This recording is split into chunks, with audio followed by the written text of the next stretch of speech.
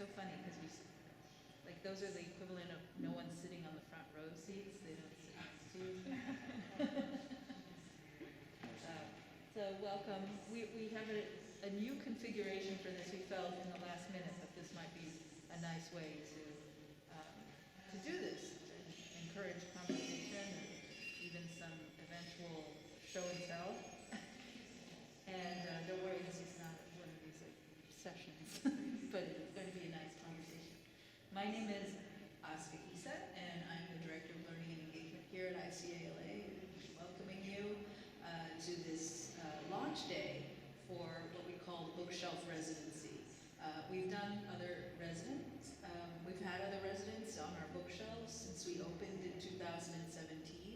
So this is our third bookshelf residency. We opened with a children's bookstore called La Libreria in Los Angeles, and they had nothing but children's books up on there for the first iteration. And then the second time we had invited Marfa Book Company, and they provided books for our shelves in the spirit of independent publishing, because we had an iconoclast curator on view named Harold Zema.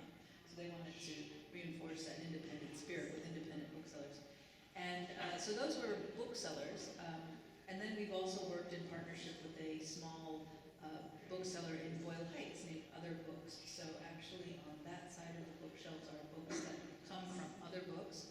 And it's just a nice way to expand their footprint and support these booksellers.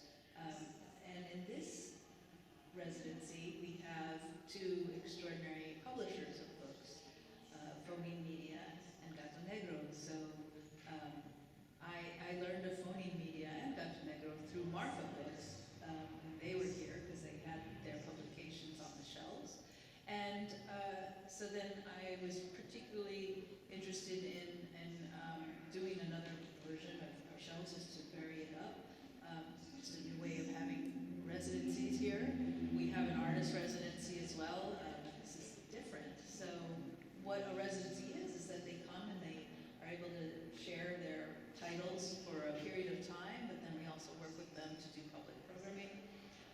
And then in this one, we're going to actually do a little installation in this annex gallery, which is this tiny gallery. I like tiny things. This is this sweet, intimate space where there will be an installation, which we'll talk a little more about in our conversation. So I'm going to say, for those of you who don't know Phoneme Media and Gato Negro, I have some short bios, short descriptions about their work. So Phoneme Media was founded by poet and translator Shook in Los Angeles in 2013. Phoneme has since published award-winning translations from over 30 languages, with a special emphasis on underrepresented literatures from around the world, including the first ever book-length translations from Isthmus Zapotec, Lingala, and Uyghur. Today, Phoneme is an imprint of Deep Vellum Publishing. Phoneme's catalog features primarily poetry, with recent and forthcoming books from the Democratic Republic of the Congo, Curação, Cypress, Haiti, and Rojava. Okay. Gato Negro Ediciones builds on the legacy of radical independent publishing in Mexico. Gato Negro Ediciones was founded by designer León Muñoz Santini in Mexico City in 2013, the same year as Phoneme. And they've published over 170 books exploring the intersections of art, literature, and radical thought, primarily printed on risograph and featuring the press's iconic design. Gato Negro's politically engaged catalog now includes the feminist imprint Miau, edited by Andrea García Flores. So that's just a little background, but of course we'll get to know them each a little further. And thank you for being here. And let's hear it from them. I have some questions to kick it off. Thinking we'd like to hear a little bit about the genesis of Phoneme Media and Gato Negro. So how did each of you get into independent book publishing? And then you eventually found your niche. And it's just It's nice to know how you both met. Yeah, thank you, Asuka. Can everybody hear me okay? Great. Well, like you said, Phoneme got underway in 2013. And when I started Phoneme, I really didn't expect it to become a publishing house. For me, as a poet and a translator, publishing, I really came to publishing through my relationships with writers primarily, but also translators, whose books couldn't find homes in English. And often that was because they were deemed insufficiently commercial, even for non-profit publishers of literature.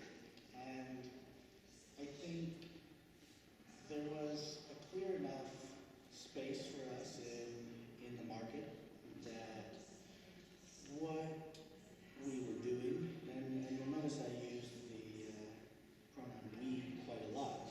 There were some key early partners, including Chris Heiser, who is at the Unnamed Press, which also, 2013 was a big year for independent publishers in LA.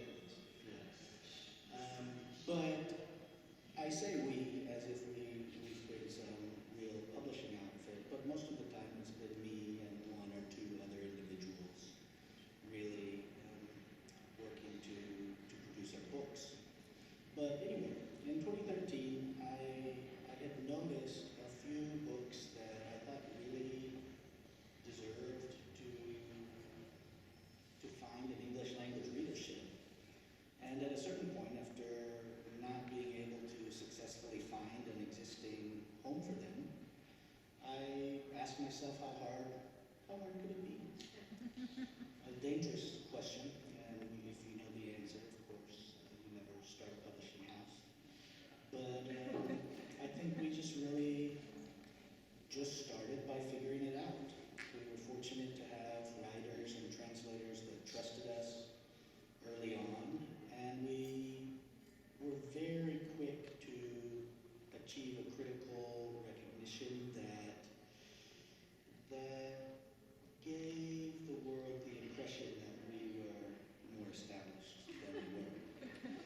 It's a good problem, of course. Our first book of poetry, the Mexican poet Rocío Cerón's Diorama, was over there, won the Best Translated Book Award in 2015. And then our second book of poetry, Real Cliché, by Angelica Freitas, won it the next year. So we're the first publisher to ever win it, consecutive years. And then we were just kind of off to the races, publishing something like 8 to 12 books a year. Which for me, all of a sudden, editing, which was something I've done for a long time as a part of my kind of broader writerly practice, was suddenly, had consumed any other writerly practice. My own work as a poet and essayist and translator. And a few years now, I guess, pandemic time, it's hard to calculate, but I guess it was late 2018, early 2019, I was trying to find a publishing house that would keep Phoneme's backlist in print. And Deep Vellum Publishing, a nonprofit publisher based in Dallas, was excited about the idea, but its founder, and they were also founded in 2013, but its founder said, listen, I know you want to step away from this because you don't have any time for your own writing. What if you don't have to do any of the bad part of publishing? You can just acquire a few books a year and edit them, and that's it. I was a little skeptical that could be a possible reality, but it's worked out really wonderfully. And today, we're publishing 4 to 6 books of poetry in translation each year. León, do you want to talk a little bit about the genesis of Gato Negro, and then we can talk a little bit about how we met? Sure. Yes. Hola. Thanks everyone for being here. Thanks to the ICA and thanks to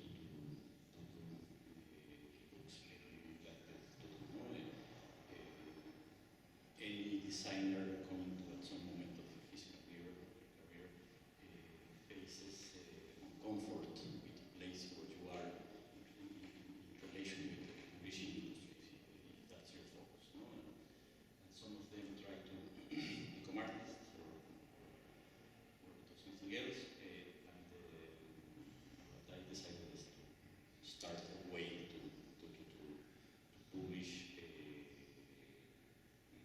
no relation with them. No? And it's been on the making to explain this and to find the reasons to keep doing this. And for example, and this has something that has evolved over time. No?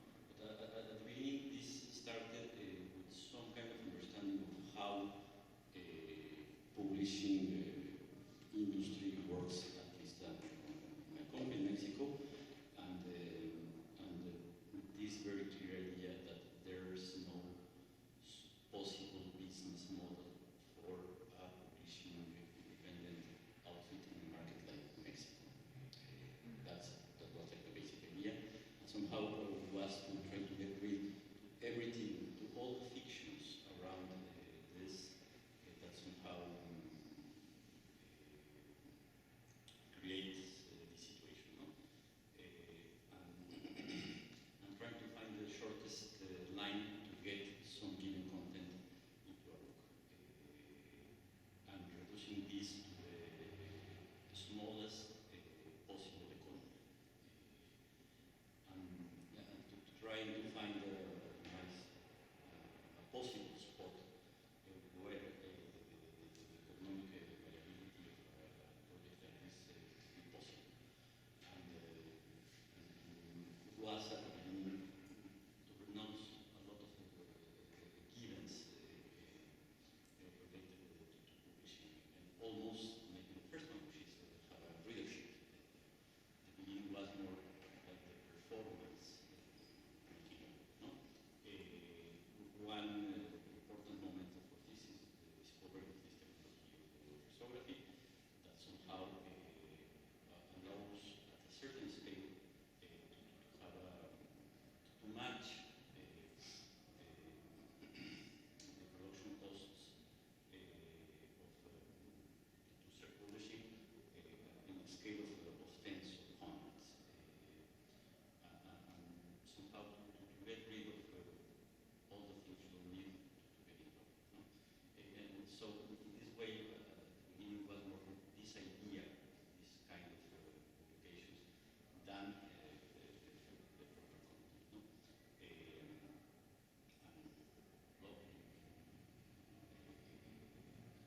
Somehow this presumption was reviewed, by the possibilities that this unfold. No? Somehow by finding this space where you can get into the book form some given content with a lot of restrictions, importance about the characteristics of the book, and somehow like having like a deep faith on the possibilities of this individual field at basic. Only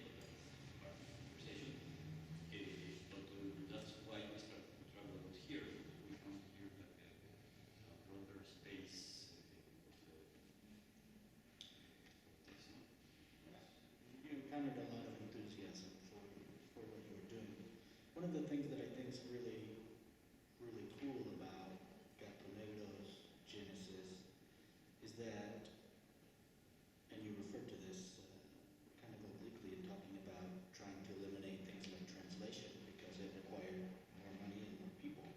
But at the beginning, you did everything from not just editing the book or selecting it, but also physically producing it with your hands, which I think is pretty cool. In some ways, I think I'm a little jealous of that, but I also recognize my limitations. Yes, still now, in order to keep this operation working, we absorb most of the process of publishing to make this possible. And somehow part of your question, Asuka, was how we ended up finding niche rather than space to do what we were doing.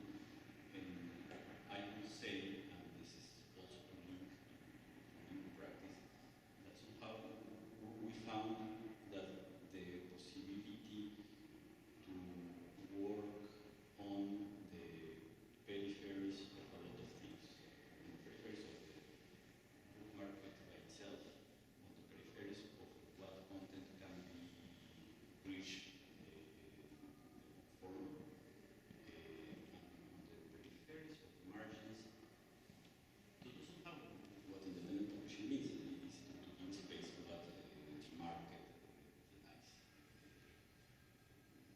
Somehow, and yes, and somehow that somehow leads to the first invocation that somehow to expand the fields.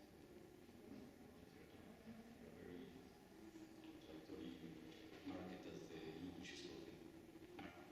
Maybe the central English thought that the number of translations and the number of both reach circulation conversation here are more narrow, I would say, than some other book universe, language universes. I think that's true. You know, the commonly cited statistic is that 3% of books in the United States and UK markets are And is that true? I think that's probably a little high. I think. Did everyone hear that? Is 3% of what? 3% of books published in the world English market are in translation. I'm not sure about this fact, but in the Spanish market it should be about 40%. It's a lot higher in most European markets, and then in some markets like China, where Finnegan's Wake is a bestseller. It can be even upwards of 50 or 60%. I think what's more startling to me than that 3% figure, if you consider that of those 3%, 80 or 90% are translated from 4 or 5 languages: French, Spanish, Chinese, German. Books like the ones Phoneme is publishing, translations of indigenous Mexican poetry, or our novella from Esperanto, which is one of my favorites. It's over there. Those represent 0% of the books being published today. And of course, I think that really points toward mission-driven editorial outlook of Phoneme as a publishing outfit, but also as an entity that has sought to build bridges and forge connections across language and culture. And I've been really fortunate to collaborate with a number of the fine people in this circle, slightly outside of it.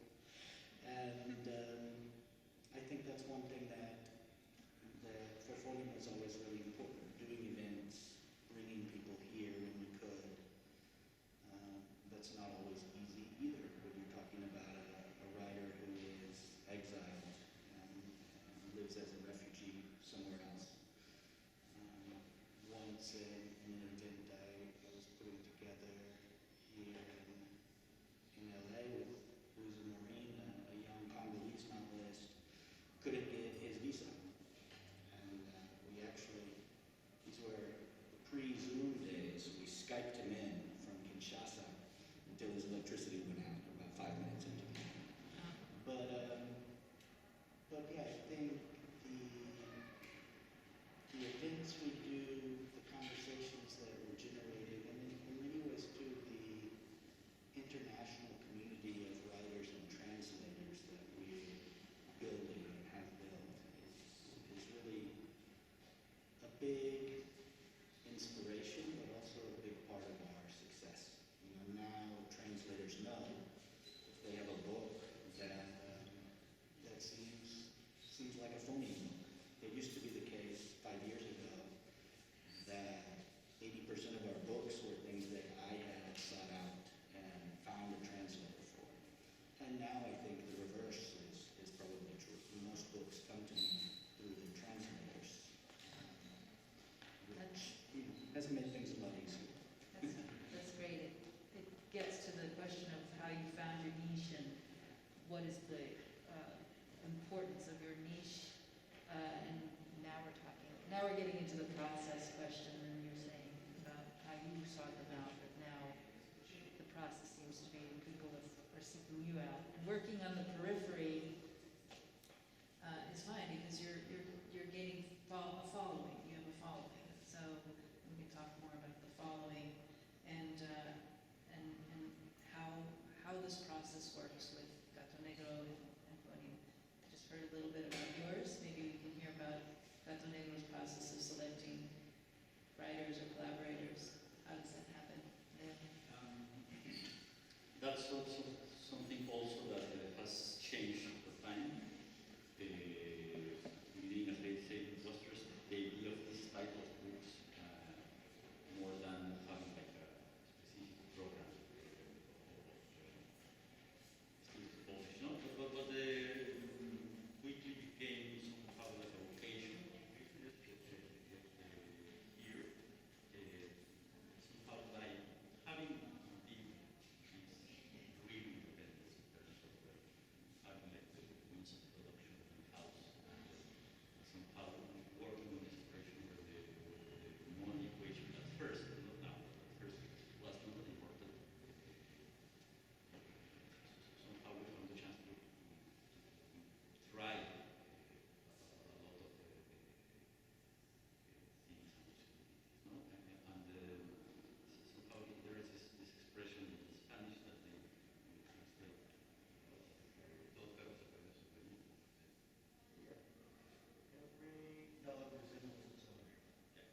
Somehow like we found Facebook. Are you the dog or the owner? Are you the dog or the owner? I'm the owner.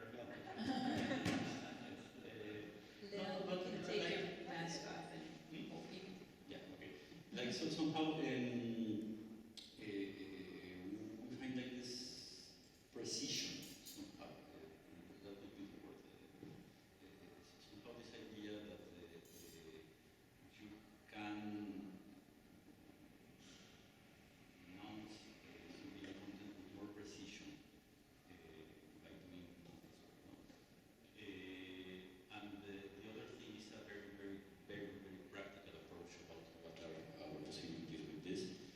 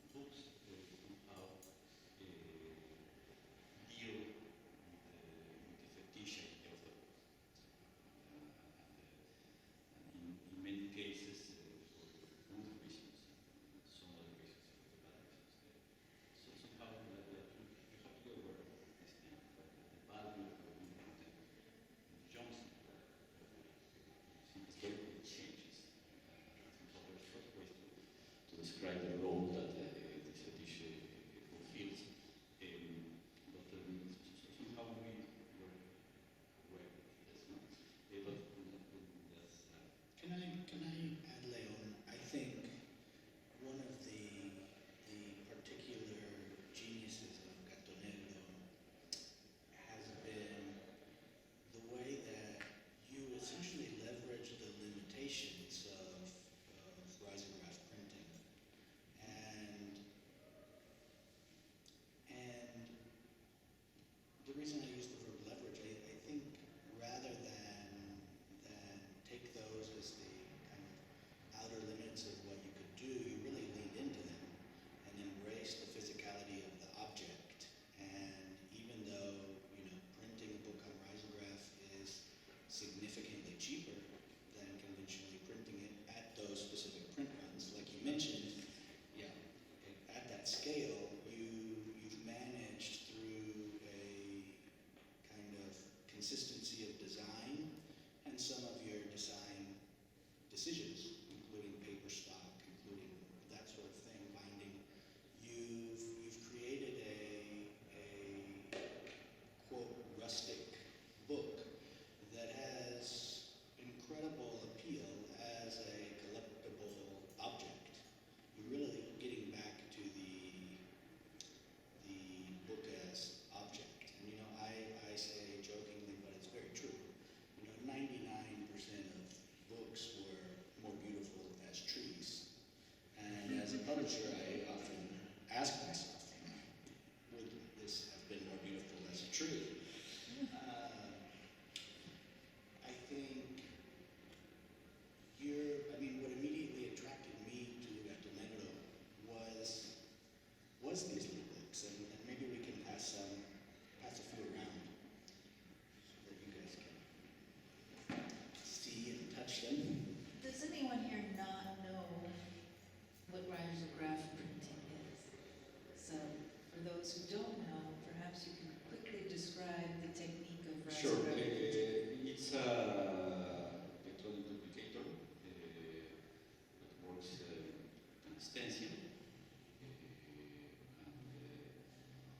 Somehow it's like an organization of what would be screen printing.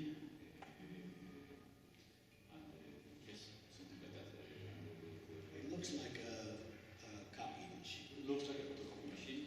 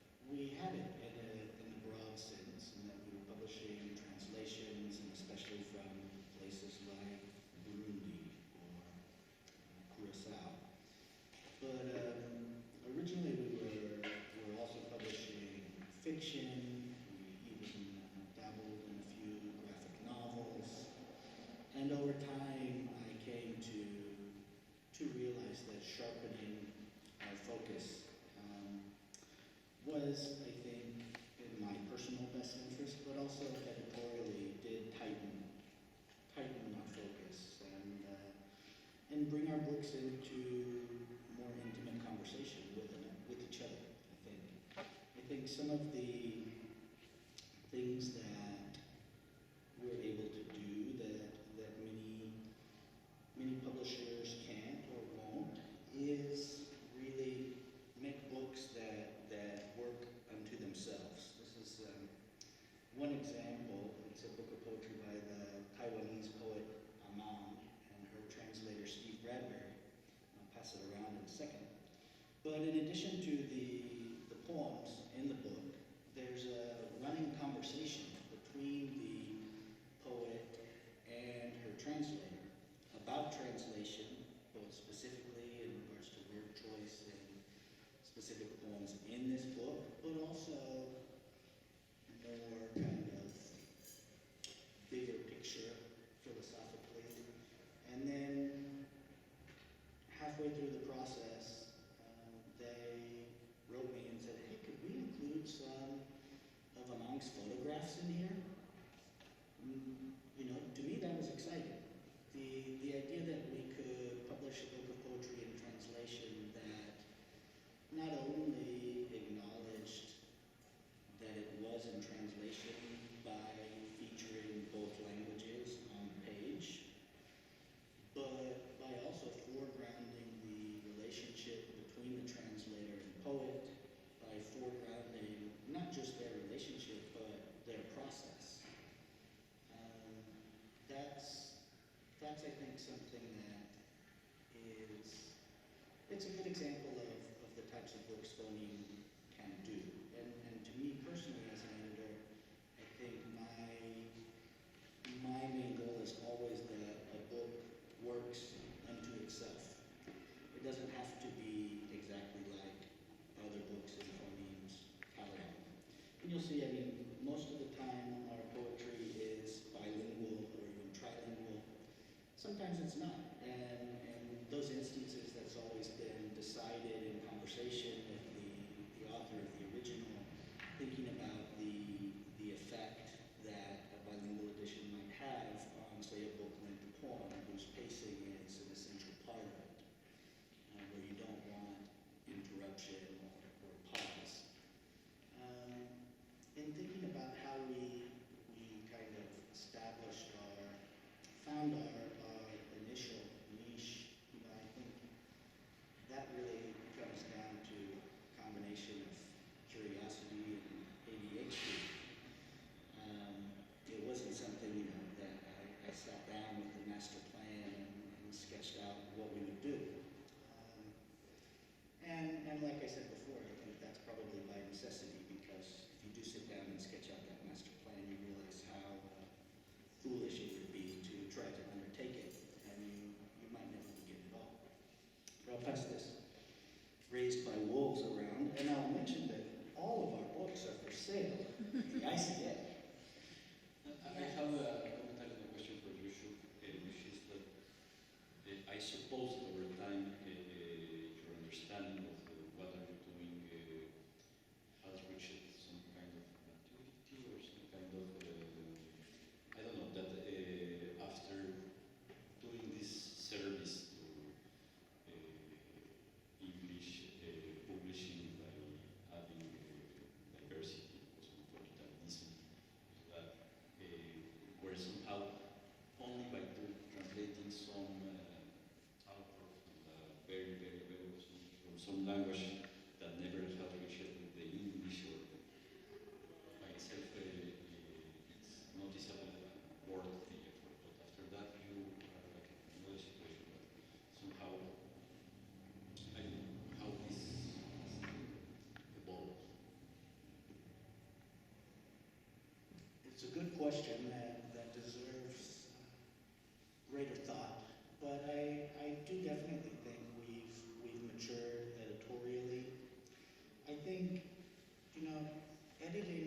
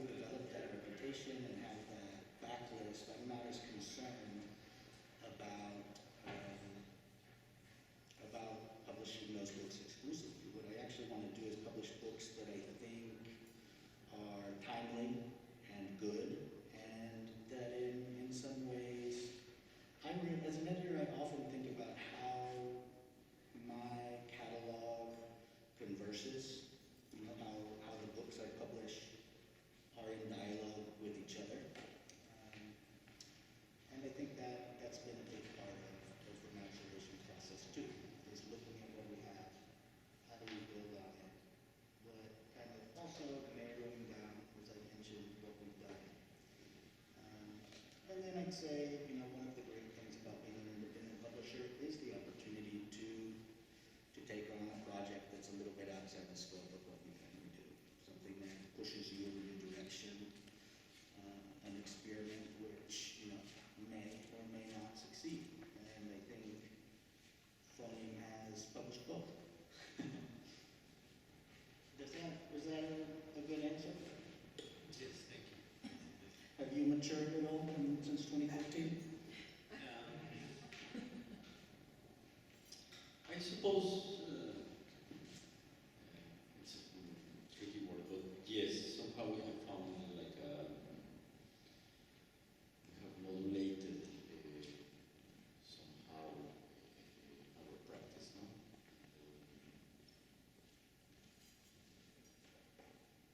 And it also has changed in terms that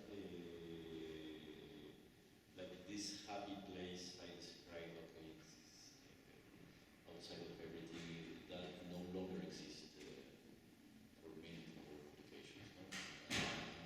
Somehow, like this has been like a snowball where everything has grown, and also with that, the possibility to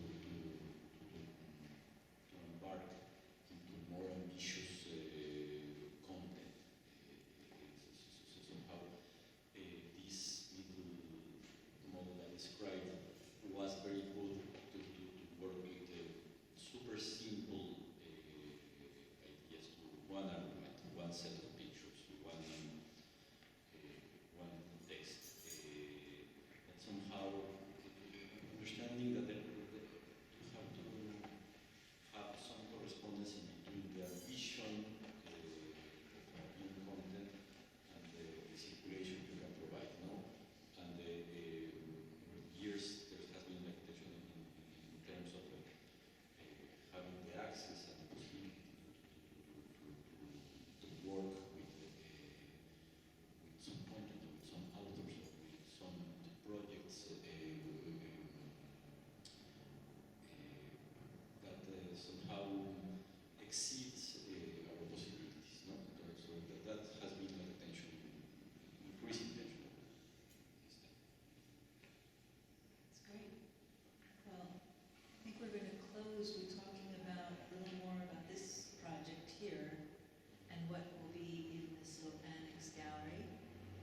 There's an installation of works, but it requires translation, and it requires some printing. And then we're going to unveil that in January, but perhaps you can tell us a little more about the offer and the plan that we have for the annex, because that writer is, of course, worth talking about, getting people excited about. Yeah, of course. I think, you know, one of the really exciting things about this residency for me, and I think for León too, is the opportunity to collaborate and to keep imagining new ways to collaborate. And León and I do have a couple collaborative projects we've been working on for a while, one of which is a new imprint for Gato Negro that we'll be publishing translations into Spanish of poetry, including, you know, a number of Phoneme authors, past and present. One of the projects we've been toying with for a while is some of these large-scale, like the tabloid size books Gato Negro does, featuring visual poetry. And one of the artists that we're both quite big fans of, and actually another of his publishers is here among us in that corner, is a Peruvian poet and visual artist named Jorge Eduardo Ailson, who has these incredible visual poems from like the 50s through early 70s. And the exhibition, as we're planning it now, we're in the planning process, so give us a little flexibility, please. But we'll feature some of Ailson's visual poems translated from Spanish into English, but also into some of the other languages, Isthmus Zapotec, for example,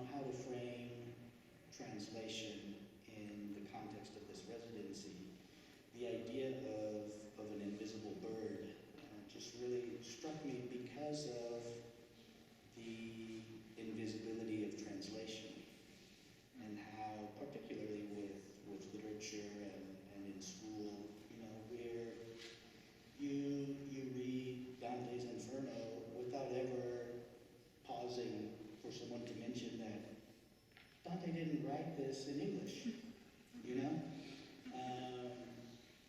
The joke, you know, it's perhaps not as funny to hear it aloud, but that joke that, hey, there is a bird here, even if you can't see it. There was a translator. There's some sort of mediation happening for you to even begin to access this. It's one that I think is pretty fun to explore and riff on, and I think that's one of the really cool opportunities that León's design process gives us too. Anything to add on that note? Yes, no, I think it's going to be a very interesting process, and somehow we are very open to see what are the possibilities and the challenges that this process offers. No? Indeed, we've been toying this idea for us to open this branch of visual poetry series of books, and this is an idea that I wanted to be close to, like should for a project like this, along with this idea that somehow maybe on a smaller scale, a little version of what Phoneme has been doing for years, some this is beyond, and somehow it's going to be like a mix of this, and like somehow trying to get advantage of that space. We are very looking forward to see. Yeah, it will be an opportunity to see how you work with Ilsen's work to create a visual poetry installation, sort of an expanded, exploded book in the space. So you're going to walk in there and be able to read the book and the poems. And somehow to allow this, and I think this is a beautiful idea about invisibility and translation. And for example, that's an idea that also can be present on design. No, this idea of design is the one which is invisible, that you don't notice, and somehow try another maybe another analogy of metaphor to talk about this divide, somehow to see how it goes to play with the many possibilities of translation, working at first with a very simple set of words, which is also interesting. Okay, and in addition to the walls being covered with these original text and translated texts in multiple languages, there'll also be a monitor with some video projects that have come out of Phoneme Media and Gato Negro. Yes, it's something that we need to make possible. But we would like to, for us, like one big part of the books we have done are collaborations with artists, Yes. and usually, many times, the communication is part of a bigger process, and would be really interesting to have the chance to show somehow as an addition of the book all the background of a process. No? That's It's great. something that we always try to do is this idea of the book has to be independent by itself. No? Now it's like to open that. That's great. So we're very happy that this initiative allows you to work in this way and to expand your thinking about publishing. We're really happy that people will get to see some thought process and ideas around publishing and working with writers and translations and visibility here. So this is what the Bookshelf Residency is, and we're so happy to be working with both of you and your publishing homes to create a temporary experience here for several months until spring of next year. So there'll be the books for sale, there'll be some rotation of titles over the months. We'll have the installation, a video program, and some public programs either online or on-site in the next several months. So if you have any questions, we can leave some room for questions. Of course, we don't cover everything ourselves, so if you have some questions, we can have some time now. But just so you know, follow us on ICALA. Will be the one promoting. Of course, you promote as well any of the events happening, and all of these books here are for sale, and it supports them, which is what the goal of this project is. Yeah, thank you so much, Asuka. Thank you for all of this. I would encourage you guys, and I think one of the great things about this space that the ICA has offered us is this wonderful opportunity to display our books, and I just really encourage you guys, once we've concluded this conversation, to go touch some of them, take them down, Read some. flip through them. Reading, that might be a bit extreme. But yeah, thank Gift you so some much. of them. Excellent, yeah. Leon and I can make recommendations for each member of your family. Who needs a holiday gift. Does anyone have a question? No? Well, I'm sure we can mix and make. Oh, here we go. Here, Oh, I'm. yeah, microphone. Okay, go ahead. I can project better. Hi, thank you so much for being here in Jire. I speak a number of languages, including Yoruba, which is not very spoken in the quote-unquote Western world, and so that language has a lot of metaphors, and so it's so hard to translate verbatim. And so I'm curious from your work how you balance the authenticity of the language and what it's trying to say, even when you're saying that colloquial term just now, like how you find that balance of just continuing the meaning of what the words are meant to say with wanting to make sure that the world can hear these words. Yeah, I think that's a great question. Of course, it's also both a very big question and one that I think most translators spend most of their careers asking themselves. And the question I think the best translators are constantly asking themselves.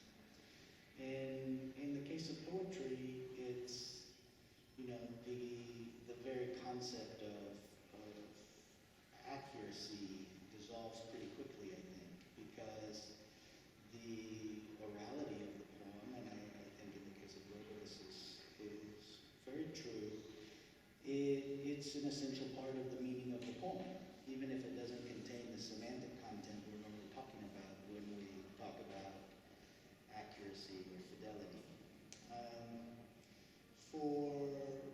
For me, as both a translator and editor of translations, I think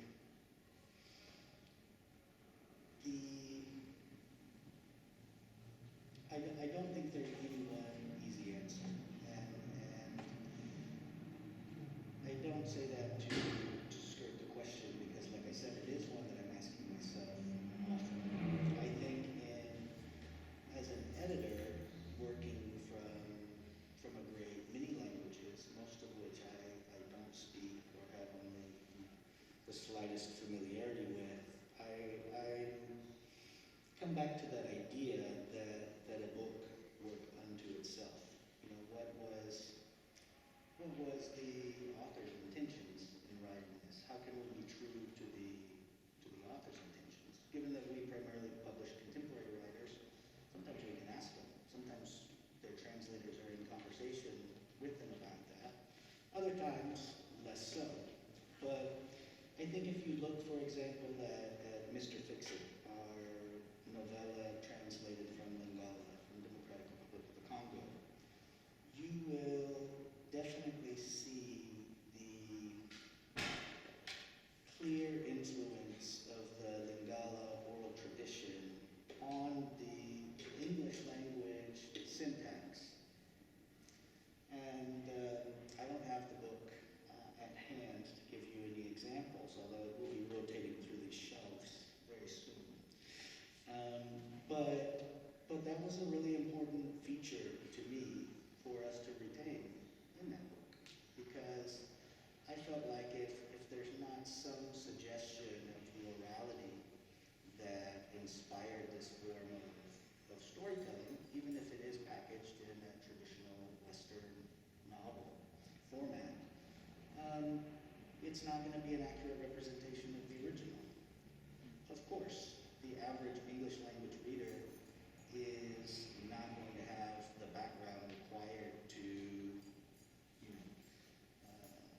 write an essay about how they see the influence of the oral tradition on this translation, but I still think it comes through to the reader. I welcome your feedback.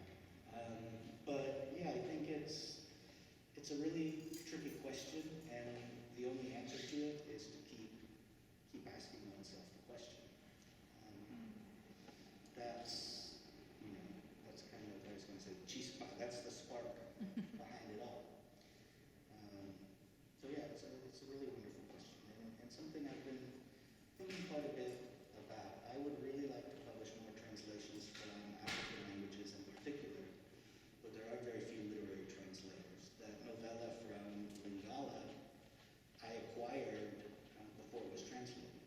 I read a sample in French, and I got a reader's report, and then I had to find a translator, and there were none. Now there's one academic on the East Coast translating from Lingala, but at that time I couldn't find anyone, so I wound up hiring a couple of interpreters in Eastern Congo to do samples, and what I got back was frankly not very good, and I wondered if we were going to be able to translate this book into English, period.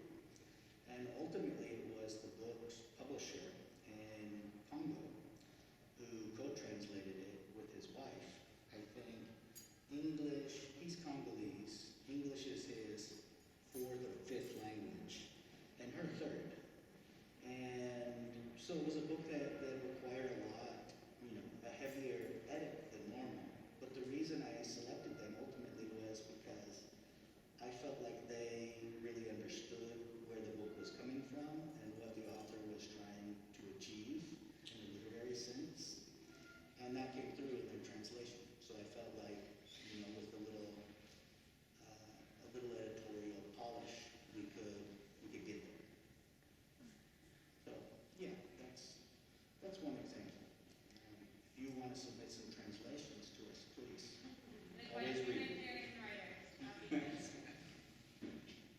Wow, so suspenseful.